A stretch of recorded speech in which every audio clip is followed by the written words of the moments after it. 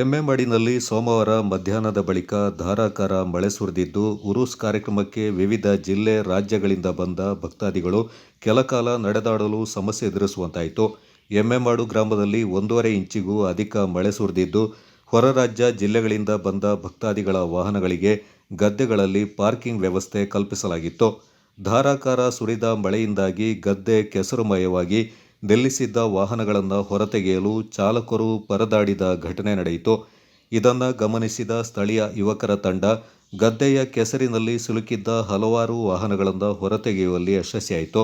ಯುವಕರ ಜೊತೆಗೆ ವಿರಾಜಪೇಟೆ ತಾಲೂಕು ಜೆಡಿಎಸ್ ಯುವ ಘಟಕದ ಅಧ್ಯಕ್ಷ ಸೈಫುದ್ದೀನ್ ಚಾಮ್ಯಾಲ ಅವರು ಕೂಡ ಪಾಲ್ಗೊಂಡು ವಾಹನಗಳನ್ನು ತೆರವುಗೊಳಿಸಲು ಸಾಥ್ ನೀಡಿದರು.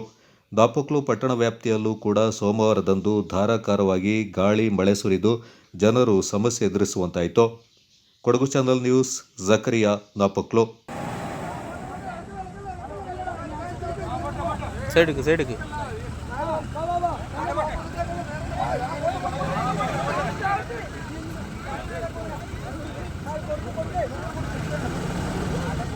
എല്ലാം കുടുങ്ങി ഒരു വണ്ടി ഇറക്കാൻ പിന്നെ അങ്ങനെ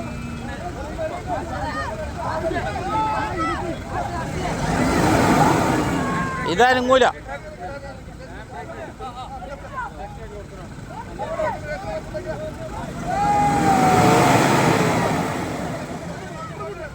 അതെന്താ ഹാൻഡ് ബ്രേക്ക് ഇട്ട് വെച്ചിന് അങ്ങനെ റൈസ് ആക്കുന്നു.